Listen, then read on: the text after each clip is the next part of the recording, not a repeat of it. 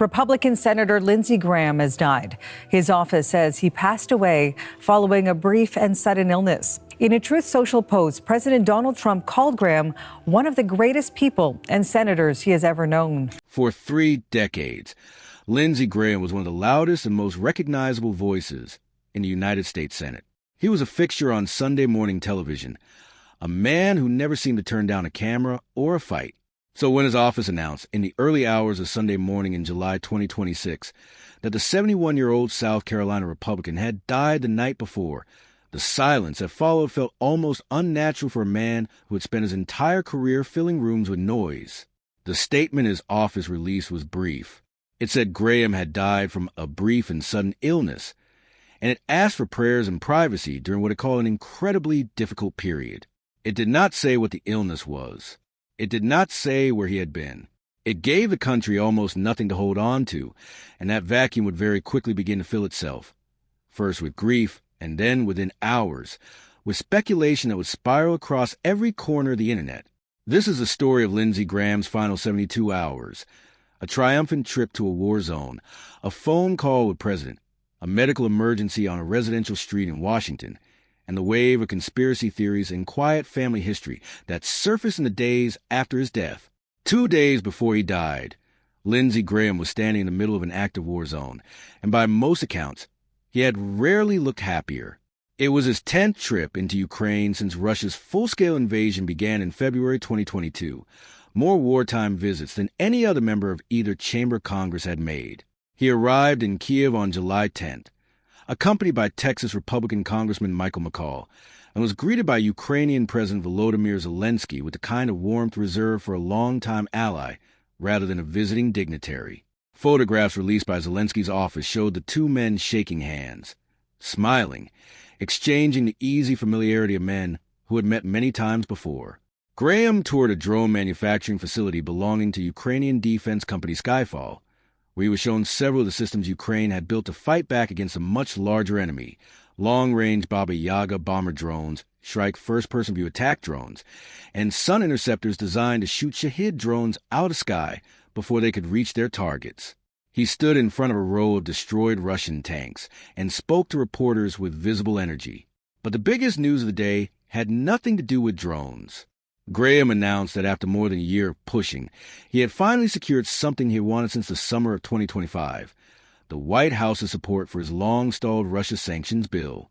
"We've reached an agreement with the White House on a version of the Russian sanctions bill that they will support," Graham told reporters in Kiev. "It means it's going to become law."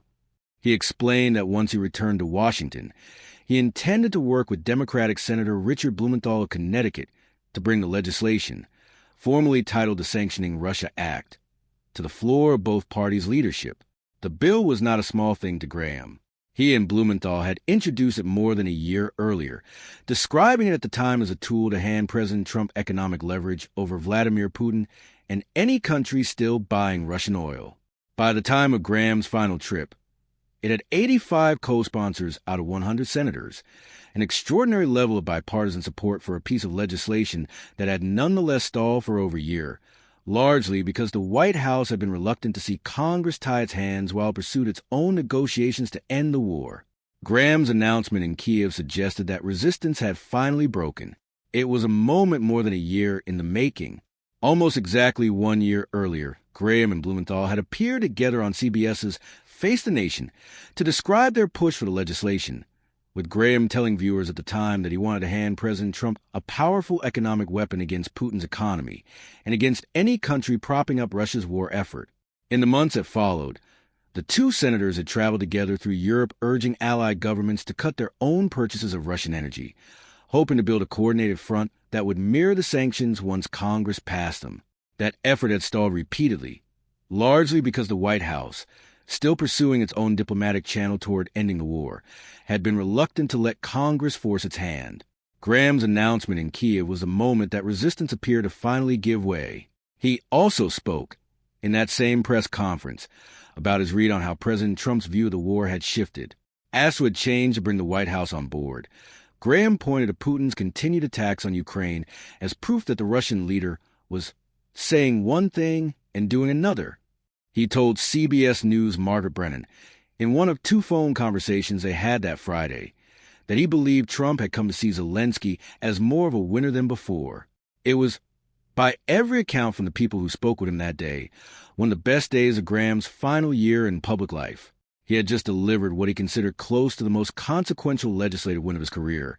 He was standing shoulder to shoulder with a wartime president who treated him like family, and he was already planning the next steps he would take the moment he landed back in the United States. He had no way of knowing it would also be one of his last. Graham flew back to Washington on Saturday, July 11th, arriving home after a long transatlantic journey.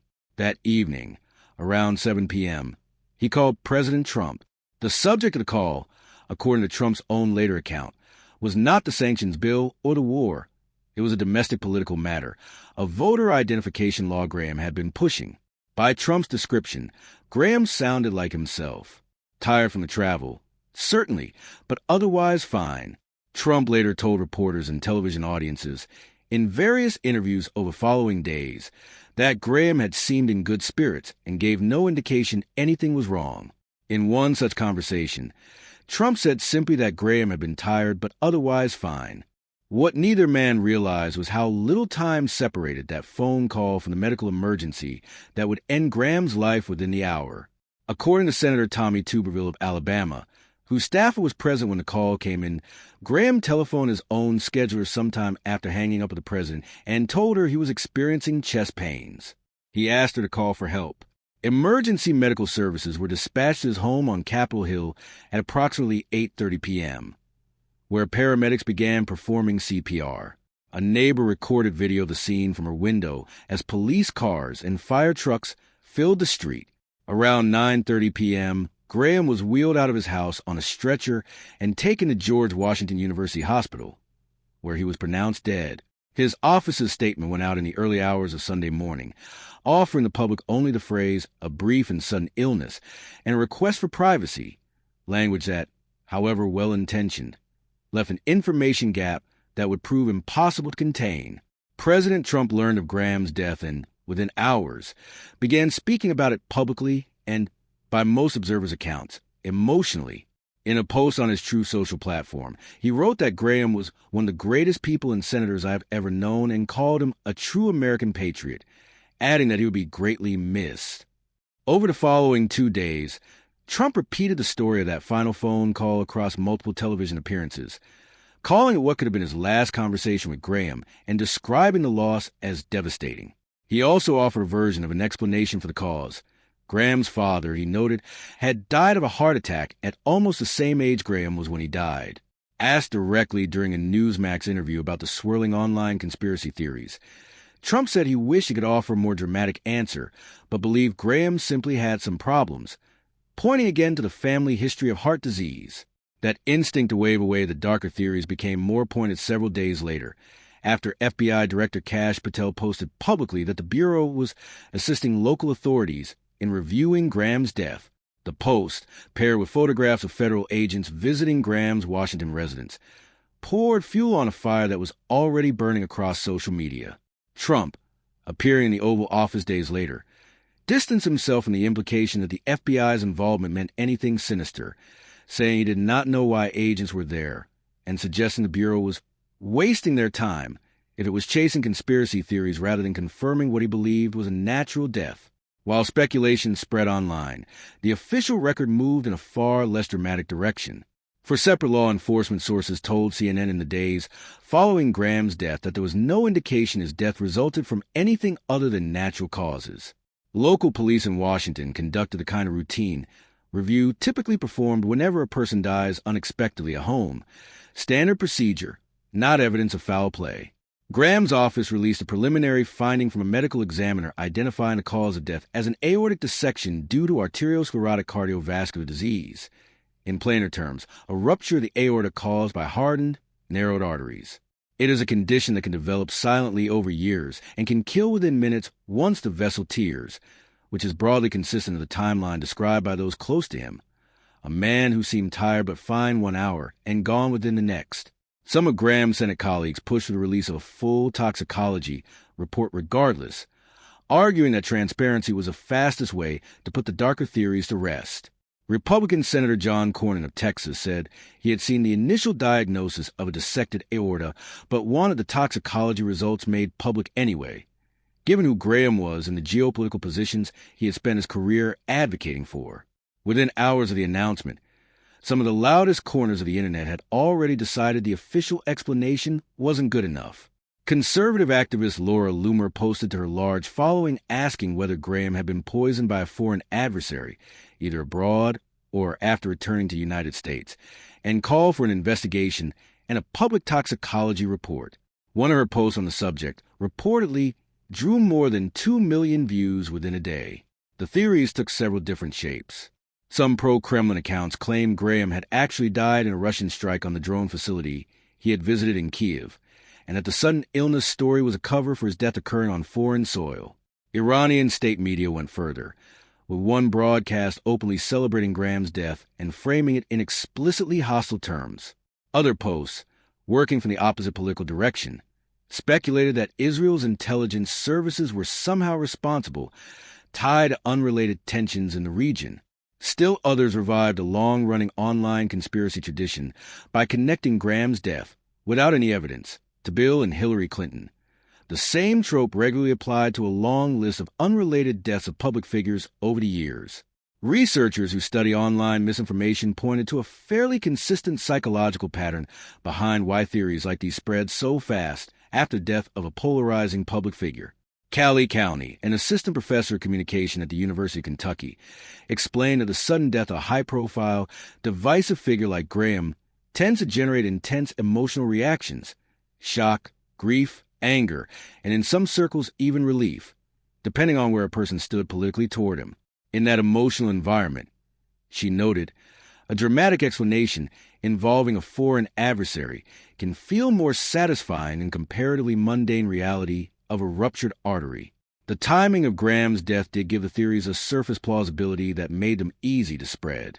He had, after all, just walked out an active war zone less than 48 hours before he died, after announcing a major sanctions package aimed squarely at Russia's war economy. He had spent decades as one of Washington's most outspoken supporters of Ukraine and Israel, and one of its loudest critics of both Russia and Iran. But fact-checkers who examined the specific claims circulating online found no evidence to support any of them.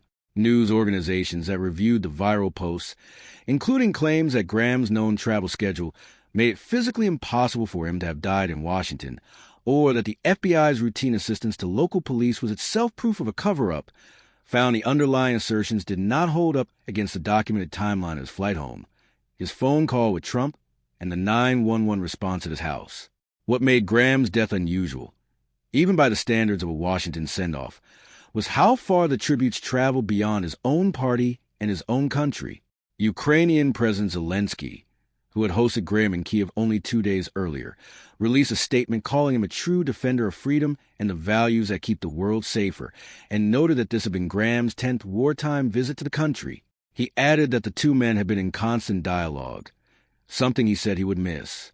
NATO Secretary General Mark Rutte credited Graham as a powerful advocate for the United States and a committed ally of freedom-loving countries around the globe.